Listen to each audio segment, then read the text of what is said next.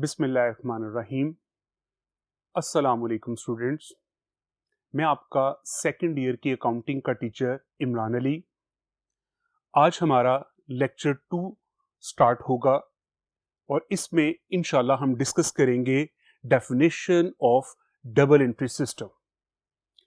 Previously lecture 1 में मैं उसे थोड़ा सा बेटा आपको ब्रीफ करता चलूं और फिर हम इसको कंटिन्यू करते हैं।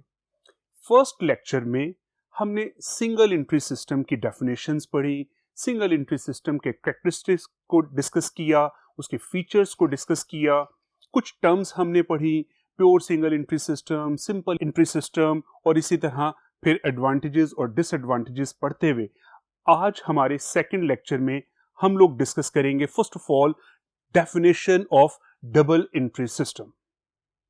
Definition of double entry system ये भी स्टूडेंट्स आप लोगों ने फर्स्ट ईयर के सिलेबस में डेफिनेशन इसकी डिस्कस की हुई है और सारी अकाउंटिंग जितनी भी आपने फर्स्ट ईयर में पढ़ी है वो सारी की सारी इसी डबल एंट्री पर बेस करती थी।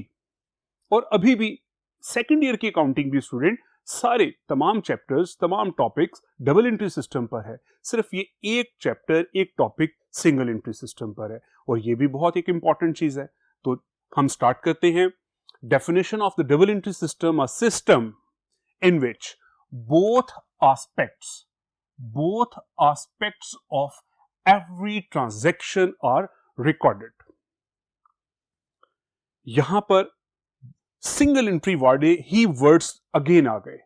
बोथ आस्पेक्ट वहां पर भी हमने पढ़ा था बोथ आस्पेक्ट्स, लेकिन यहां पर क्या है, सिर्फ और सिर्फ बोथ चेंजेस बोथ आस्पेक्ट पर बात आकर रुक गई है। लेकिन उसमें क्या था, some time both, some time one and some time no aspect of a transaction are recorded. In the double entry system always both aspect of every transaction are recorded. Students आपको याद होगा ये बोथ एस्पेक्ट्स क्या थे, one is debit and second is credit. Journal entry में recording के time पर आपको आपके टीचर्स ने प्रोफेसर्स ने क्या चीज बताई थी, every transaction have two affects, one affect is known as debit and one affect is known as credit. फिर आपने ये जानने के लिए कि किसको डेबिट और किसको क्रेडिट कहा जाएगा, आपने rules of debit and credit को पढ़ा। हमारी आज की डेफिनेशन, आज का जो हमारा टॉपिक है डबल एंट्री सिस्टम। तो double entry system is a complete recording. Single entry system के जितने भी डिसएडवांटेजेस थे डबल एंट्री सिस्टम उन सब को क्लियर कर देती है और यही एक प्रॉपर, एक साइंटिफिक और एक सिस्टमैटिक सिस्टम है रिकॉर्डिंग का। तो डेफिनेशंस पढ़ने के साथ साथ हम इसका कंपैरिजन भी करेंगे सिंगल एंट्री सिस्टम के साथ। तो difference between single entry system and double entry system. तो first, double entry system, both aspect of every transactions are recorded. अभी हमने definitions पे स्टूडेंट क्या बात की है, a system in which both aspect, तो यहां पर भी हम वही बात कर रहे हैं, both aspect of every transaction। अब यहां पे हमारे पास ऑप्शन नहीं है कि sometime one aspect recorded, sometime no aspect recorded. Every transaction must both aspect recorded, whereas in the single entry system both aspect of every transaction are not recorded. Double entry system में क्या है students, both aspect must be recorded, both aspects not recorded. Proper accounting system double entry system है जिसमें हम चीजों के both aspect, both changes, both effects को record करते हैं, जबकि सिंगल एंट्री सिस्टम में हम बोथ एस्पेक्ट को रिकॉर्ड नहीं करते। Sometime both, sometime one and sometime no effect of transaction is recorded. Student अभी हमने ऊपर वाले पॉइंट में बात की both aspect of every transaction। अब यहां पे कोई क्लासिफिकेशन नहीं है कि इस चीज को रिकॉर्ड करना है इस चीज को रिकॉर्ड नहीं करना। जिस तरह से पर्सनल अकाउंट की एंट्रीज हैं, रियल अकाउंट की एंट्रीज हैं, नॉमिनल अकाउंट की एंट्रीज हैं, every transaction must be recorded. किसी भी अकाउंट से रिलेटेड है, चाहे वो पर्सनल अकाउंट से रिलेटेड है, रियल अकाउंट से रिलेटेड है, नॉमिनल अकाउंट से रिलेटेड है, हम इसके अकाउंट्स को मेंटेन करते हैं। जबकि सिंगल एंट्री सिस्टम में normally only personal accounts are maintained. Third point student देखिए, in this system trial balance can prepare. Double entry system एक प्रॉपर रिकॉर्डिंग है, एवरी ट्रांजैक्शंस को प्रॉपरली जर्नल में रिकॉर्ड किया जा रहा है, उससे प्रॉपर लेजर बनाए जा रहे हैं, लेजर से ट्रायल बैलेंस बनाया जा रहा है। और ट्रायल बैलेंस आप स्टूडेंट्स पता होगा आप लोगों को कि क्यों बनाया जाता है, अरिथमेटिकल एक्यूरेसी चेक करने के लिए कि एवरी ट्रांजैक्शंस के डबल इफेक्ट्स को प्रॉपर लेजर के अंदर पोस्ट कर दिया गया है, उनके बैलेंसेस प्रॉपर निकाल लिए गए हैं, कैलकुलेट कर लिए गए हैं, और उसको प्रॉपर ट्रायल बैलेंस में जब लिखकर हम दोनों साइड्स का टोटल करते हैं तो आपको स्टूडेंट्स पता है कि trial balance must be both side equal, debit and credit must be equal. जब हम कंपेयर करते हैं तो इसका दोनों साइड्स का टोटल इक्वल आना चाहिए। In this system, double entry system, हम ट्रायल बैलेंस प्रिपेयर करते हैं, जबकि सिंगल एंट्री सिस्टम में हम लोग ट्रायल बैलेंस प्रिपेयर नहीं कर सकते। इसकी क्या रीजन है, हम ट्रायल बैलेंस क्यों नहीं प्रिपेयर कर सकते? ये एक जहन में सवाल आता है कि डबल एंट्री सिस्टम में तो हम ट्रायल बैलेंस प्रिपेयर कर लेते हैं, तो सर हम इसके अंदर ट्रायल बैलेंस क्यों नहीं प्रिपेयर करते? तो स्टूडेंट्स उसका जवाब यही है, क्योंकि हम प्रॉपर रिकॉर्डिंग नहीं कर रहे। ट्रायल बैलेंस बनाने के लिए हमें ईच एंड एवरी ट्रांजैक्शन के बैलेंसेस चाहिए, हमने उसको पहले से रिकॉर्ड ही नहीं किया हुआ। हमने तो वही आप जहन में डेफिनेशन जहन में लाए सिंगल एंट्री वाली कि sometime one aspect and sometime no aspect. जब आपने एक एस्पेक्ट को रिकॉर्ड ही नहीं किया तो आप ट्रायल बैलेंस को कहां से टैली कर लेंगे? दैट्स व्हाई हमारे पास प्रॉपर बैलेंसेस नहीं होते, हम ट्रायल बैलेंस नहीं बना सकते। और लास्ट पॉइंट में देखिए students, proper final accounts can be prepared under double entry system. Proper accounting system में आप प्रॉपर फाइनल अकाउंट्स बना सकते हैं। फाइनल अकाउंट्स मैंने फर्स्ट लेक्चर में भी अकाउंट्स के वर्ड को डिफाइन किया था। तो अकाउंट्स मीनिंग क्या है, आपके फाइनल अकाउंट्स मीनिंग क्या है, trading and profit and loss accounts and balance sheet. आप डबल एंट्री सिस्टम में प्रॉपर फाइनल अकाउंट्स बना सकते हैं। क्यों? आपके पास ट्रायल बैलेंस गिवन है, आपके पास हर लेजर का बैलेंस गिवन है, आपने पूरा साल प्रॉपर रिकॉर्डिंग की हुई है। That's why final account can be prepared. Whereas in single entry system, proper final account cannot be prepared. Reason again student वही है, sometime no aspect of every transaction are recorded, sometime one aspect। हम चीजों को जब proper record नहीं कर रहे तो हम उससे प्रॉपर फाइनल अकाउंट भी प्रिपेयर नहीं कर सकते। ये स्टूडेंट्स हमने डेफिनेशन पढ़ी डबल एंट्री सिस्टम की। सिंपली क्या था कि एवरी ट्रांजैक्शंस के बोथ इफेक्ट्स को रिकॉर्ड किया जाता है। फिर हमने इसकी डिफरेंस की बात की, double entry system and single entry system. हमारे पास डबल एंट्री सिस्टम और सिंगल एंट्री सिस्टम का डिफरेंस हमने कंप्लीट किया। अब हमारे पास कुछ इंपॉर्टेंट टर्म्स हैं, हम इसके लिए नेक्स्ट बोर्ड पे मूव करते हैं। जी स्टूडेंट्स, सम इंपॉर्टेंट टर्म्स हमने ब्रीफली एक एक चीज को डिस्कस किया। अब हम इसके फर्दर स्टेप्स की तरफ जाएंगे। अकाउंटिंग की टर्म्स बाकी तमाम सब्जेक्ट की टर्म्स से थोड़ी डिफरेंट है। एक बिजनेस की, एक कॉमर्स की एक अपनी लैंग्वेज है, जो टर्म्स ज़्यादातर इसी में यूज़ होती हैं। बाकी कॉमनली आम रूटीन लाइफ के अंदर वो चीज़ें यूज़ नहीं होती। सम इंपॉर्टेंट टर्म्स के अंदर बेटा सबसे पहले हम डिस्कस करेंगे कैपिटल। कैपिटल तो आप लोगों ने फर्स्ट ईयर में पढ़ा हुआ है, आप लोग तो बात ही फर्स्ट लेक्चर से कैपिटल के अल्फाज को आपने सुनना शुरू कर दिया होगा। लेकिन बेटा मेरी यहाँ पे ये स्ट्रेटजी है कि हम हर चीज को यहाँ पे जरूर डिस्कस करें, जो भी चीज हमारे सामने आ रही है। तो कैपिटल सिंपल क्या है, वही कैपिटल है जो आप लोगों ने फर्स्ट ईयर में बहुत अच्छे से समझा हुआ है और आप लोगों को पता है। तो कैपिटल क्या है? अमाउंट और funds invested bye the owner in his business. कोई भी ओनर जब अपने बिजनेस में अमाउंट इन्वेस्ट करता है, that amount is known as capital. Is it clear? अब देखिए, इसके बाद लाजमी नहीं है at the start of business ही वो कैपिटल होगा। एडिशनल कैपिटल, जब हम इसको डिस्कस करेंगे तो ये मेरी बात इसके अंदर कवर हो जाएगी। Additional capital, fresh capital. Additional capital, fresh capital, इसके और भी नाम हैं, मैं आपको बताता हूं, लेकिन हम पहले डेफिनेशन को डिस्कस करेंगे। कैपिटल स्टूडेंट्स क्या था? अमाउंट और funds invested bye the owner in the business. एक बिजनेसमैन ने अपना बिजनेस स्टार्ट करना है, जो भी फंड, जो भी अमाउंट इसमें इन्वेस्ट करेगा, that amount is known as capital. Additional capital during the year, capital invested during the year by the owner. हमने बिजनेस स्टार्ट कर दिया, हम 1 साल बिजनेस कर लिया है, दूसरे साल अब मैं अपने बिजनेस को एक्सपेंड करना चाहता हूं, मैं ड्यूरिंग द ईयर कुछ और अमाउंट अपने बिजनेस में इन्वेस्ट कर देता हूं। ड्यूरिंग द ईयर जो अमाउंट इन्वेस्ट की जाएगी is known as additional capital, fresh capital, new capital. इसके और भी बहुत से नाम हैं। किसी भी वर्ड, इंग्लिश के वर्ड जिसमें एडिशनल का वर्ड फ्रेश के मीनिंग दे रहा होगा, वो क्या है? एडिशनल और fresh capital. Very important thing here, statement of affairs. इसी पे आगे हमारे बहुत से लेक्चर चलेंगे, इसको मैं थोड़ा सा ब्रीफ सा यहां पे डिस्कस करता चलूं टर्म्स के साथ।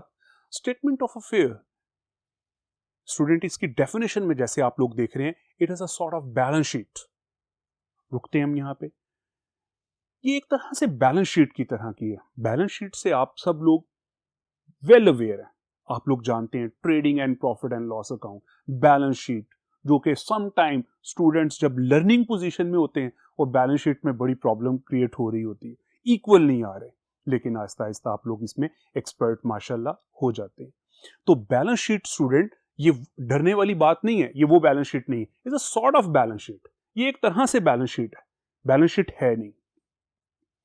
तो बैलेंस शीट की तरह से है, और क्यों प्रिपेयर की जाती है? Prepare to find out the capital. तो स्टेटमेंट ऑफ अफेयर, इसकी शक्ल, इसका फॉर्मेट बैलेंस शीट की तरह है, इसके कंटेंट्स भी बैलेंस शीट की तरह से ही हैं। लेकिन बैलेंस शीट बेटा प्रिपेयर की जाती है to know the financial position of the business. लेकिन स्टेटमेंट ऑफ अफेयर हम क्यों बनाते हैं? To find out the capital. इसमें हमारा पर्पस क्या है? To find out the capital. Next term देखिए, statement of profit and loss. Statement of affairs, statement of profit and loss, नाम से ही पता चल रहा है, it is prepare to find out the profit and loss. इसका पर्पस क्या है students? Profit and loss find करना। सर, प्रीवियसली हम लोग trading and profit and loss account बनाते थे, क्या करने के लिए? प्रॉफिट और लॉस मालूम करने के लिए। तो अब statement of profit and loss, बेटा हम डिस्कस कर रहे हैं सिंगल एंट्री सिस्टम को। तो सिंगल एंट्री सिस्टम में प्रॉफिट की डिटर्मिनेशन किसके जरिए हम करेंगे? Statement of profit and loss. इनको इन डिटेल बेटा हमने आगे जाके डिस्कस करना है। इसके बाद आप लोग देखिए, लास्ट में हमारे पास एक वर्ड आ रहा है ड्राइंग्स। इससे भी आप लोग बहुत अच्छी तरह अवेयर है, आपने फर्स्ट ईयर में पढ़ा हुआ है। मैं इसको अगेन बेटा आप लोगों के लिए रिवाइज कर दूं। सिंपल ड्राइंग्स क्या है? कैश और goods withdrawn bye the owner for his personal use. मेरा बिजनेस है, मैं इसे लेके चल रहा हूं, मैं डेली बेसिस पे, वीकली, मंथली बेसिस पे अपने बिजनेस में से कुछ अमाउंट विथड्रॉ करके अपने पर्सनल यूज में ले जाता हूं। मैं अपने बिजनेस में से कुछ गुड्स विथड्रॉ करके पर्सनल यूज के लिए, अपने फैमिली यूज के लिए, डोमेस्टिक यूज के लिए ले जाता हूं। तो ये चीजें बेटा क्या है? हमारे पास ड्राइंग्स हैं।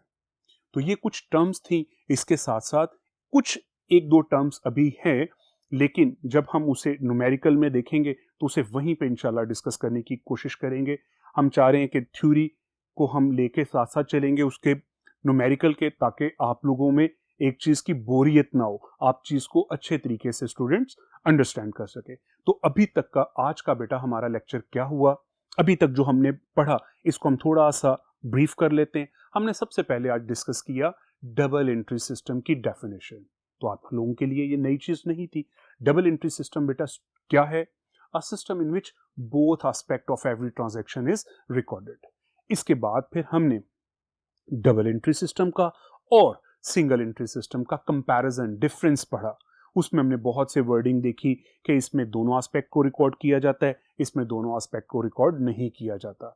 इसमें personal account, real account, nominal account को मेंटेन किया जाता है, लेकिन सिंगल एंट्री सिस्टम में सिर्फ और सिर्फ पर्सनल अकाउंट को मेंटेन किया जाता है। डबल एंट्री सिस्टम में हम ट्रायल बैलेंस बना सकते हैं, जबकि हम सिंगल एंट्री सिस्टम में ट्रायल बैलेंस नहीं बना सकते। इस तरह के पॉइंट्स पढ़े। फिर हमने कुछ इंपॉर्टेंट टर्म्स की बात की। कैपिटल आप लोग बहुत अच्छे से पहले से जानते हैं। Capital amount invested in the business by the owner, owner जो अमाउंट इन्वेस्ट करेगा, इवन वो अपनी जेब से कर रहा है या लोन लेके कर रहा है, तो ये चीज क्या है? कैपिटल। एडिशनल कैपिटल और fresh capital. Additional capital students, during the year business में जो भी अमाउंट ऑनर इन्वेस्ट करेगा, it's known as additional capital. It is also known as fresh capital, new capital. फिर हमने बात की स्टेटमेंट ऑफ अफेयर्स की। तो statement of affairs students sort of balance sheet, एक तरह से ये बैलेंस शीट है, लेकिन बैलेंस शीट नहीं है। बैलेंस शीट की शक्ल जैसी है, बैलेंस शीट के कंटेंट्स जैसी है, लेकिन इसको क्यों बनाया जाता है? To prepare to find out the capital, capital को फाइंड आउट करने के लिए। Statement of profit and loss, नाम से ही पता चल रहा है कि एक ऐसी स्टेटमेंट जो फाइंड आउट, जो बनाई जाती है प्रॉफिट को फाइंड आउट करने के लिए, प्रॉफिट और लॉस को फाइंड आउट करने के लिए। और लास्ट में बेटा हमने इसे डिस्कस किया है ड्राइंग्स को। ड्राइंग्स क्या है? कैश और गुड्स। ऑनर, अगर मैं बिजनेस कर रहा हूं, मैं अपने बिजनेस में से कुछ अमाउंट, कुछ गुड्स अपने पर्सनल यूज के लिए अपने घर ले जाता हूं, बिजनेस में से अमाउंट को विदड्रॉ कर लेता हूं, तो ये चीज क्या है? ड्राइंग्स। ड्राइंग्स को डिस्कस करने के बाद हम फर्दर, जिस तरह से बेटा हमने यहां पे बैलेंस शीट की बात की और ये बात की कि बैलेंस शीट और स्टेटमेंट ऑफ अफेयर मिलते जुलते हैं। स्टेटमेंट ऑफ अफेयर क्या है? Is a sort of balance sheet, balance sheet की तरह की एक चीज है। तो हम यहां पर, हमारी कोशिश होनी चाहिए कि हम ये जरूर डिस्कस करके जाएं, तो what's the difference between balance sheet and statement of affairs. Next board की तरफ हम मूव करेंगे। जी students, difference between balance sheet and statement of affairs, दोनों ही नाम बहुत बड़े नाम है। Balance sheet financial position show करती है, प्रॉपर पर्पस ही बिजनेस का क्या है? Final accounts. बिजनेस के अकाउंट्स को मेंटेन करने का पर्पस क्या है? Balance sheet and trading and profit and loss account banana. Businessman ने पैसा इन्वेस्ट किया हुआ है, वो चाहता है कि मुझे एक टाइम पीरियड के बाद पता चले मुझे क्या प्रॉफिट एंड लॉस है, मेरे एसेट्स की और मेरे लायबिलिटीज की क्या पोजीशन है। इसी तरह statement of affair, single entry system इसके बगैर एग्जिस्ट ही नहीं कर सकती। इसी से हम चीजों को फाइंड आउट करेंगे। तो बेटा हम यहां पे डिस्कस करते हैं difference between balance sheet and statement of affair. First column में हमने बैलेंस शीट के कंटेंट्स को लिखा है और सेकंड में जिस तरह आप लोग देख रहे हैं students, statement of affairs.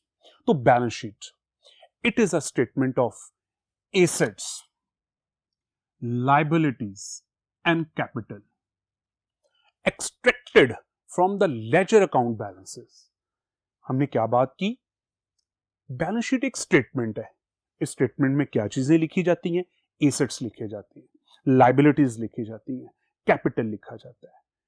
Extracted, और ये सारी वैल्यूज कहां से एक्सट्रैक्ट की जाती हैं? Laser account balances. Laser account balances trial balance में जाते हैं और ट्रायल बैलेंस से हम लोग फाइनल अकाउंट्स प्रिपेयर करते हैं और वही बैलेंस शीट है हमारी। तो बैलेंस शीट स्टूडेंट क्या समझ आ रही है आपको? कि बैलेंस शीट एक ऐसी स्टेटमेंट है जिसमें एक बिजनेस के तमाम एसेट्स, इवन करंट एसेट है या फिक्स एसेट है। हम यहां पे इसको भी थोड़ा सा एक्सप्लेन करता जाऊं स्टूडेंट्स। करंट एसेट और फिक्स एसेट्स की क्या क्लासिफिकेशन है?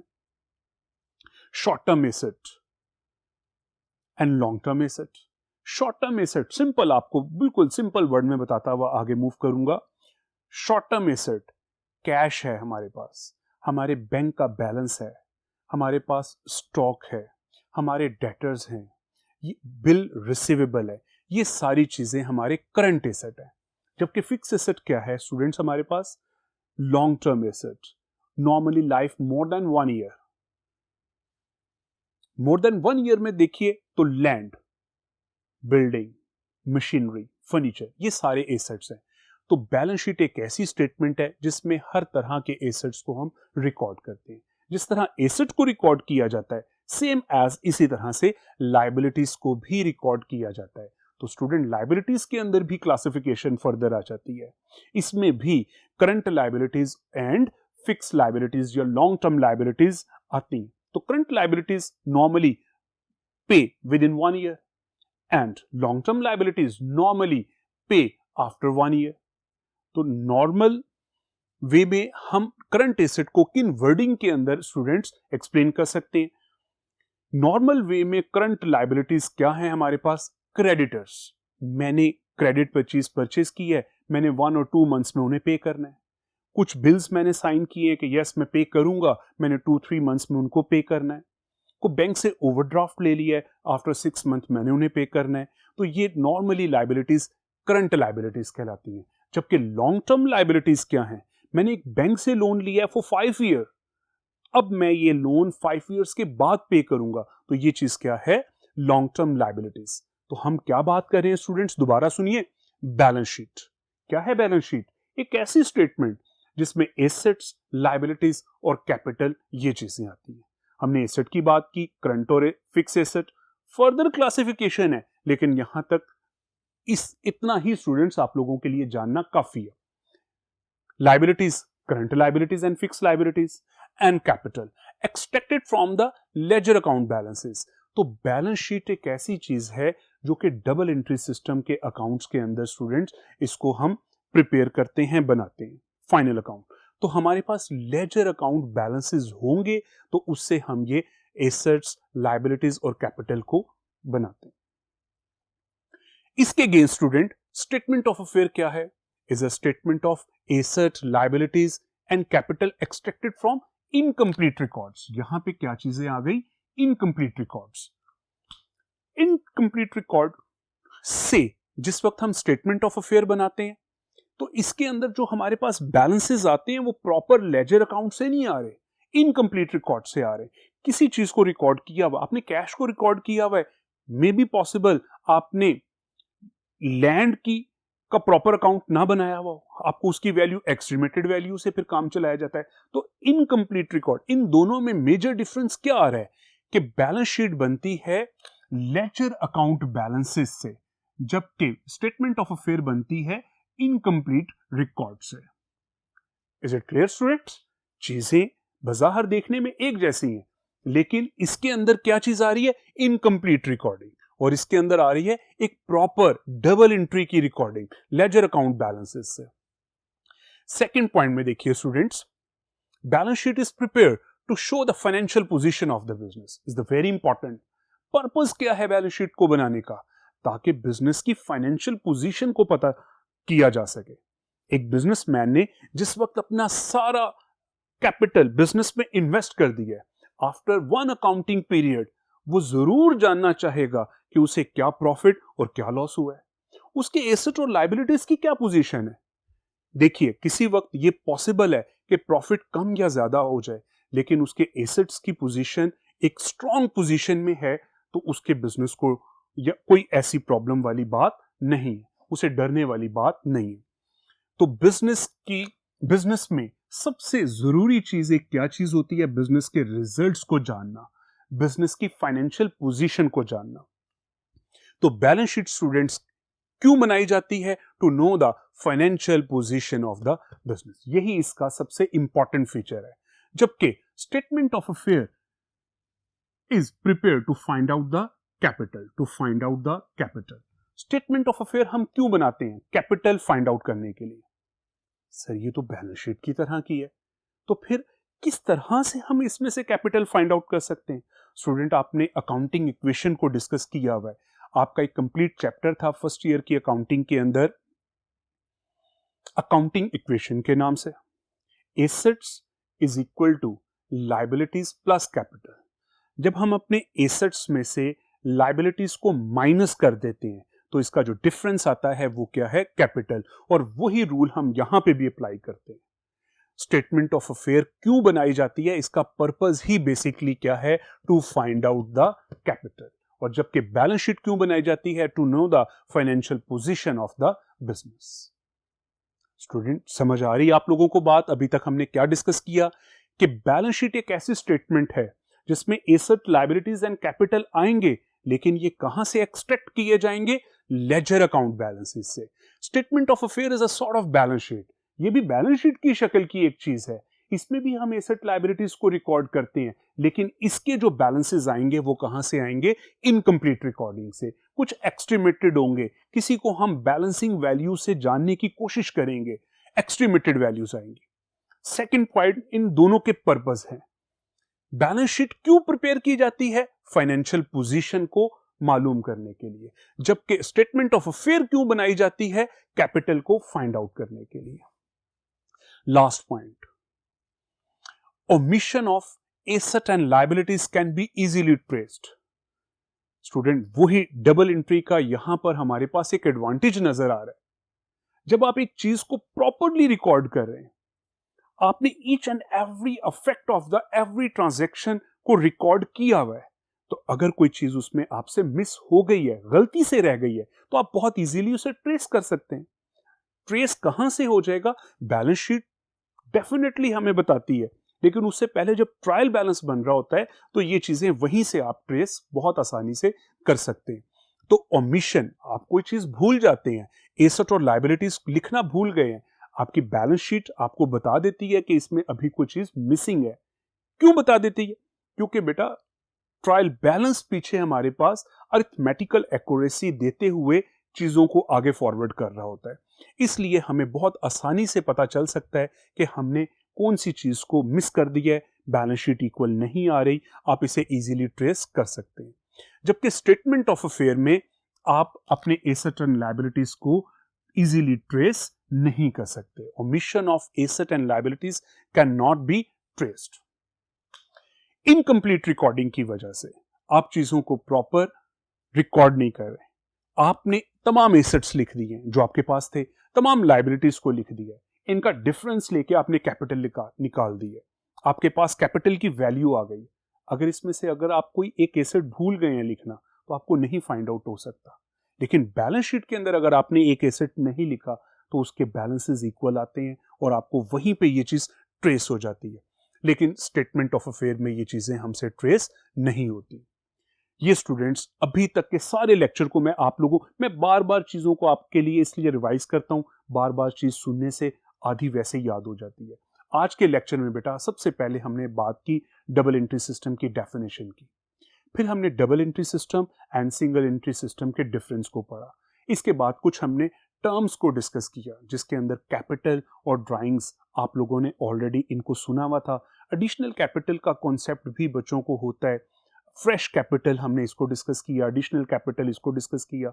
इसके बाद दो नई चीजें बेटा आप लोगों ने सुनी, statement of affair and second one इसमें था statement of profit and loss. इसके बाद अभी तक जो हमने डिस्कस किया बैलेंस शीट और स्टेटमेंट ऑफ अफेयर्स का डिफरेंस, ये हमारा डिफरेंस कंप्लीट हुआ।